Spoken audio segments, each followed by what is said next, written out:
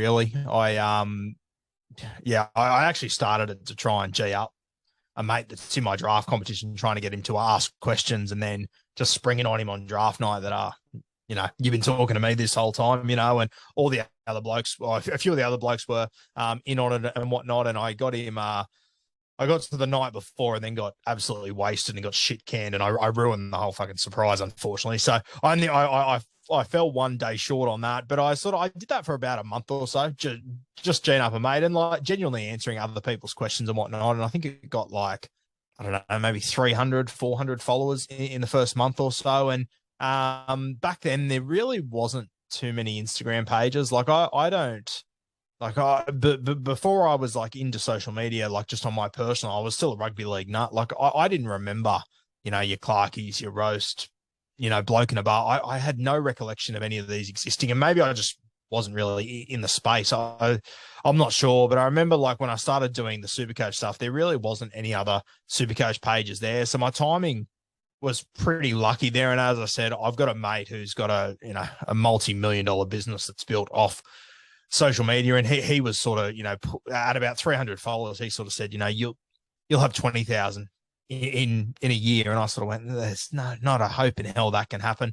I think I was at 15,000 within a year. And then he was the same one that said, you'll be doing this full time in 3 years. I was doing it full time in like 2 years after he said it. Like it was just a crazy ride. And those, I'm sure, mate, you're probably going through it at the same time. You're sort of like when you get that 500th follower, that 600th, whatever it might be, it gives you like some sort of a special feeling that you've sort of earned that. It's like it's and I hate looking at things like that, and I don't really anymore, but I do remember in the early parts, like I remember where I was when I got this, follower 1,000. I remember where I was sitting, what happened.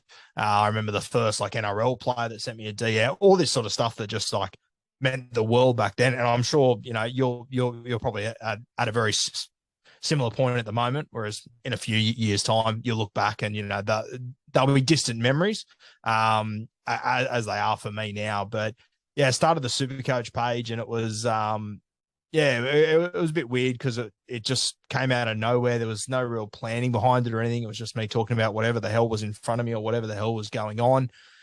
Sort of didn't have anyone to sort of base it off as well. So you're sort of trying to come up with content ideas and all this sort of shit on your own. And like some of the stuff that I look back on that I made, I'm just like, what on earth is that? Like some of the designs and everything, I look back and just go, fuck, how did you possibly put that out? Whereas now I look at them and I'm like, I would have never, ever done that now. So, and that's all part of the growth and the journey and all that. But it started off as a SuperCoach page and got to probably 8,000 or 9,000 pretty quickly, which at the time was just unbelievable. And then, eventually decided that if I was going to expand it any bigger, which thank God I did, made the good call to change it from SuperCoach Guru to Rugby League Guru, obviously.